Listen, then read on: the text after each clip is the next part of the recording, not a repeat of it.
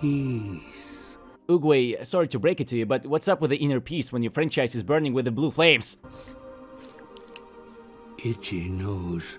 Now, I think I understand why Kai got mad at you. Inner peace. Enough already! We interrupt our program to bring you this important message. I can see you. Inner peace. I'm sorry, I got carried away. Sorry, guys. Greetings, my dear friends and fans of animation. And of course, anyone who wants something to watch. This is me, Dee, and you're watching DeeAnimations channel. And recently in theaters, the fourth installment of our beloved animated series called Kung Fu Panda was released. Although some time ago we analyzed the trailer for this creation and expressed some valid concerns about the future adventure of our black and white warrior and dumpling lover. Now we can confidently talk about the movie, but don't worry if you're afraid of spoilers. I'll warn you before we discuss anything serious. So I've taken care of you, and don't forget to take care of me with a like, preferably a subscription, and a comment. You know what they say, the more the better, so come on, do your homework. Well, I mean, like, it's just 2 buttons, right? Like and subscribe, and a couple of comments, you know, that's not a big deal, right? Thank you. Okay, moving on. So I do believe that it won't be a secret to say that the fourth Kung Fu Panda turned out to be, well, nothing special, literally. If I were to describe briefly what I witnessed in the theater, it would be literally nothing. Well, not entirely, but let's go into detail. It didn't feel like a full-fledged animated film. It seems to have all the elements. It was visually appealing, had music, that Jack Black voiced Po again in the original version, and his dance moves are just beautiful. Oh my god, what a great guy. I just want to be just like him when I get older. But the movie itself falls short. It really does feel like an animated film, but rather like a random episode of an animated series, Kung Fu Panda: Legend of Awesomeness. And I don't mean to insult the animated series, because some episodes of this series were even more interesting and emotionally engaging than the fourth installment. How did that happen? Well, I don't know. And that's why my attempt at the song wasn't a joke, but something prophetic. Hear the legends of the Kung Fu Panda! The movie came out, amazing and cool, everyone hyped about the panda. We saw 3 movies, and the 4th one came out. And this is the moment where it's difficult for me to express my emotions, because we're used to either bombing the bottom with bad movies, like it was with the Megamind, Mega Cringe, or praising something incredibly wonderful, like it was with the Puss in Boots 2, or recently released Dune Part 2. Yes, it's not an animated film, but I liked it so much that it felt like I was watching Star Wars for the first time. That's how good it is. But Kung Fu Panda 4 is just, well, it just exists. It's neither here nor there. It's really hard to say anything about it without spoilers. There's really not much to say. If you expected something based on the trailer, then you waited in vain. The movie literally missed all the potential, and everything you was worried about from the trailer, well, it actually happened. Are they bringing back old characters? Well, just for a moment, because it's as if they're not there. The potential here is wasted. They couldn't even provide fan service, you know? There's no fan service in the movie. Do you think the Furious 5 will do something? No, just like everyone anticipated. They're barely there. Do you think Paul will become the new master replacing Oogway? Yes and no. It's hard to say, because although the movie disappoints if you expected something specific from it, you can't call it bad, right? There are still some positive moments, and there are quite a few of them. I remember sitting in the theater and many people were laughing and enjoying some jokes, or reminiscing about moments from previous installments. There is still something good about it. As in almost any work, if you search well and set aside this sticky criticism. If you approach Kung Fu Panda 4 not as a full-fledged sequel, but rather as a random story, an addition, and more like a short film lasting about 80 minutes, or however long the movie is, then you might expectedly enjoy the animated film and not be disappointed. If you approach it initially without any expectations, Well, unfortunately for me, I failed this test because I expected some amazing revelations from my beloved animated series. You were not meant to be a good movie sequel. That was not my fault. Not your fault. Who filled my head with memes? Who drove me to madness waiting for the premiere? Who denied me my destiny? So, in the name of fairness, the fourth Kung Fu Panda, without spoilers, can be easily called a mediocre film. So it's mediocre so much that I don't fully understand until the end. Did the movie disappoint or not? It's really just an average. Although, to be fair, for someone, such a middle ground evolution of the film may seem like a complete failure. And I completely understand these people, and I think they have valid reasons for that. Visually, the movie is still the same classic Kung Fu Panda. Dynamic, beautiful, with interesting visual effects, kung fu techniques, and the same colorful cartoonist China, with all kinds of animals. Someone like me can see themselves in the movie, in the opening scene where a crowd of ships work without well, you get it. In terms of execution, it's normal sequel. Not like what you saw with the Megamind, because Panda still comes out in theaters and not on some Peacock platform.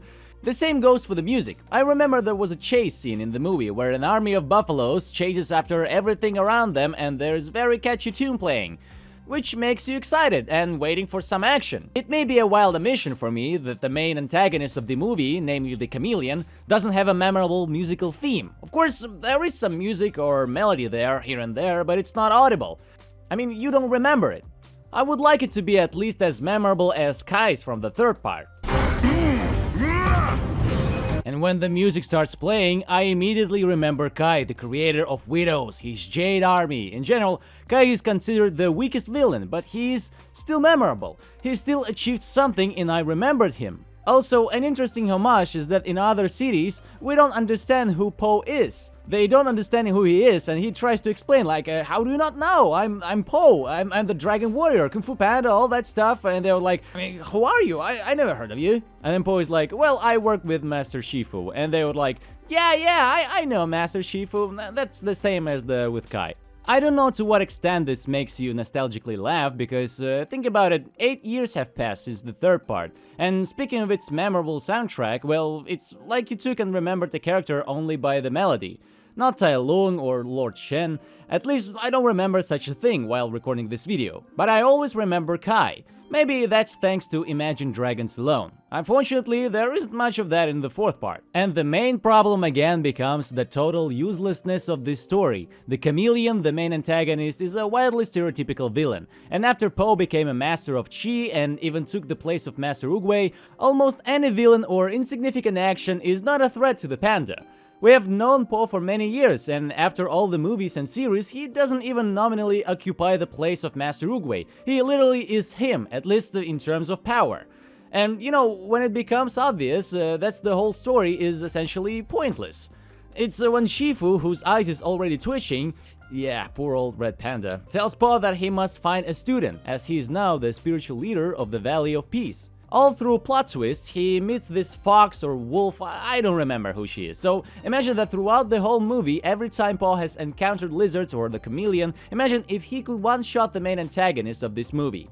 Like how Oogway one-shotted Tai Lung, and Po deliberately pretends to not be that strong to give the new heroine a chance to show herself. He just literally does that in the end, saying to her, "This is the method," and taking down the chameleon with one punch to the face. But here's the thing, if there are no stakes, no threat, no motivation, then what's the point of making the hero do anything at all? In that case, what's the point of us watching it? There is no point in the movie, it's literally a filler. Each part of the Panda series brought something new to the franchise. The first one introduced us to the world, showed us the characters, and in the end, it's one of the best animated movies I've ever seen. The motivation is that anyone can achieve greatness with perseverance, like Po did. Because you can't say that he was some naturally talented Kung Fu master from birth, or that all pandas are Kung Fu masters. That's not true. Po achieved it himself, but also because he had a great teacher who finally believed in his student. The second part concluded Po's character arc and gave us inner peace, providing one of the most beautiful battle conclusions with the villain in animation. When Po finds inner peace and starts reflecting all attacks from all cannons flying to him from all the ships, it's not only symbolic, it's also beautiful. And when Po grabs another firework that should fry everyone and starts spinning, symbolizing yin and yang, that's where I see the legendary Dragon Warrior, the black and white warrior. The third part introduced Chi into the story, although the TV series actually did it first. And by the end of the third part, Po reached the level of Master Oogway, finally completing his growth. And there's really nothing cooler than Po in his golden robe holding the magic staff with this hat and the Oreo Dragon Warrior defeating Kai, and you won't see anything cooler in this Kung Fu Panda franchise. And the fourth part brings nothing, no point, no new things, not even the old ones. Remember how we were bombarded that there won't be any Furious 5 in the movie? Well, they're literally not there. But you know where they are?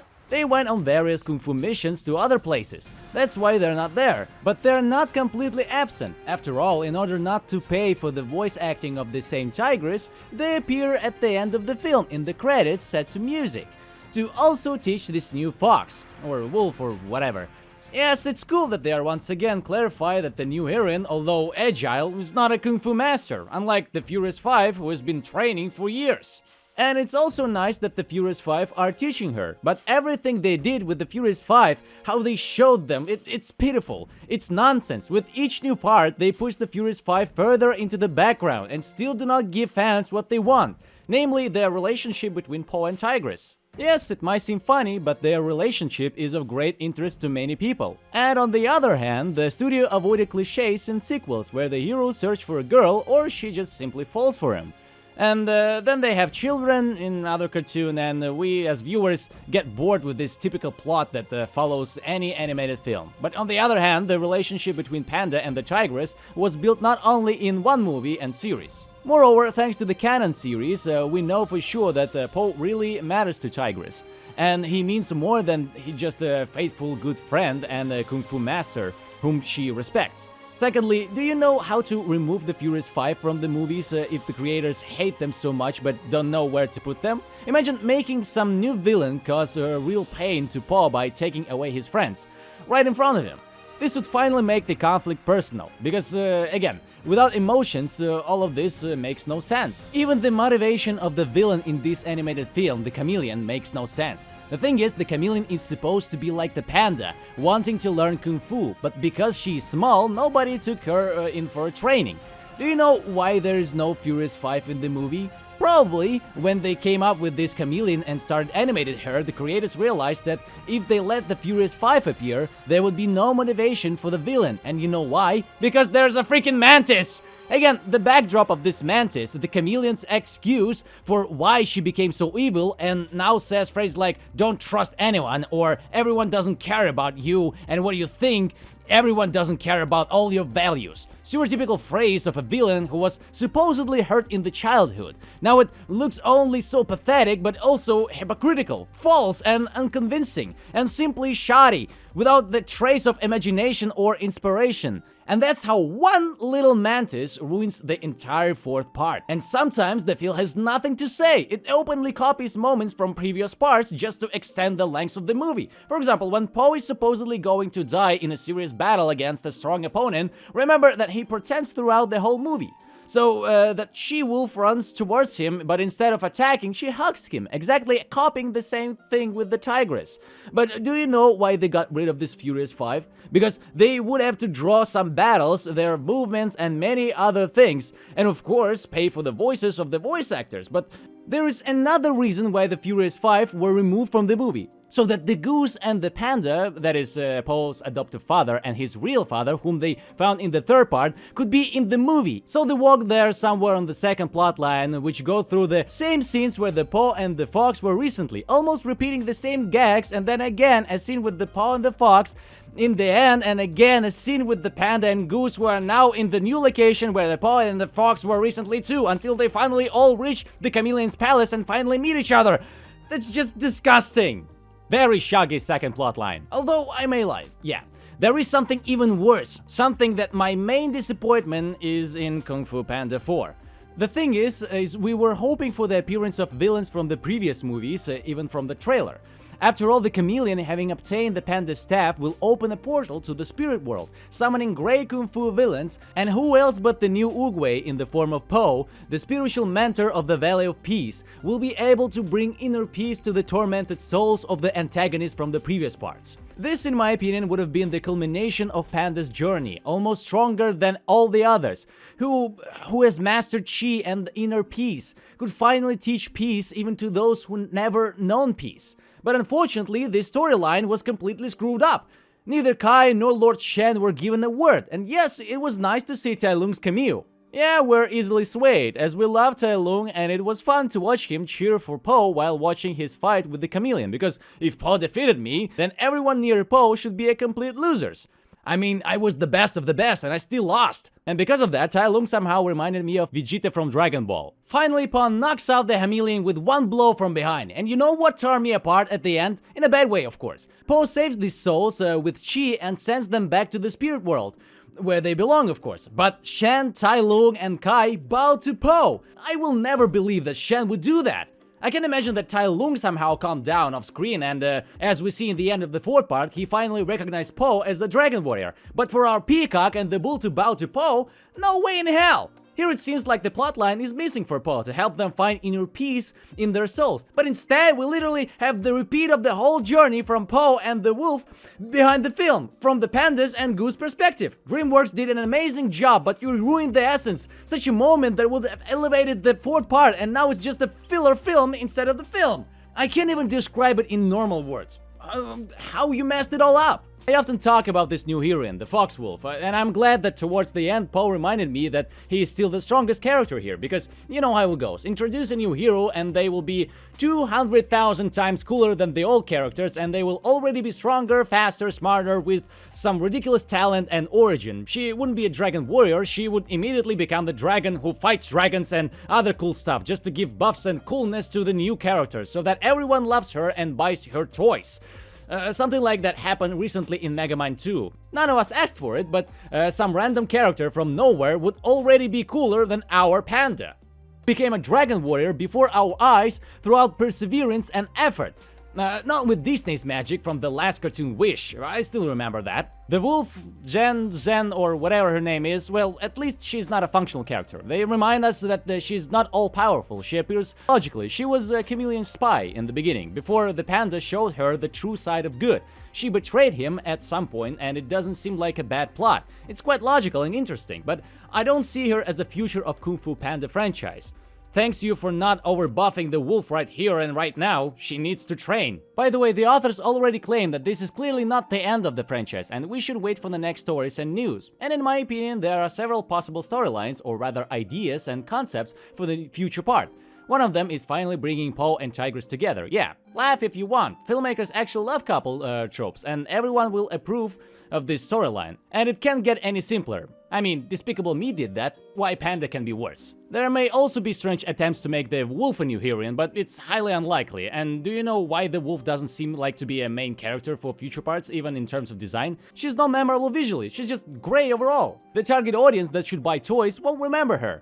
Po and Tigress are at least bright and contrasting. Moreover, if Po is now so powerful that he can one-shot enemies, then the story should be, well, global. For example, stopping the war or some kind. So what do I want to say with all this in the end? We literally faced a film that doesn't really have a purpose for existing. It's not bad, it's not good either. It doesn't globally destroy the entire Kung Fu Panda universe, because Po can still one-shot the chameleon at any moment. And if the whole point is that Po needs a student, why not make a film about her and call it not Kung Fu Panda but something else? In reality, if the authors had imagination and weren't afraid to go for radical experiments in the script, they could still make something memorable, like Puss in Boots or something. In the end, the fourth Panda feels unnecessary. I don't think this is the future that DreamWorks would want from Panda. There are interesting moments, good visuals, but it's not enough.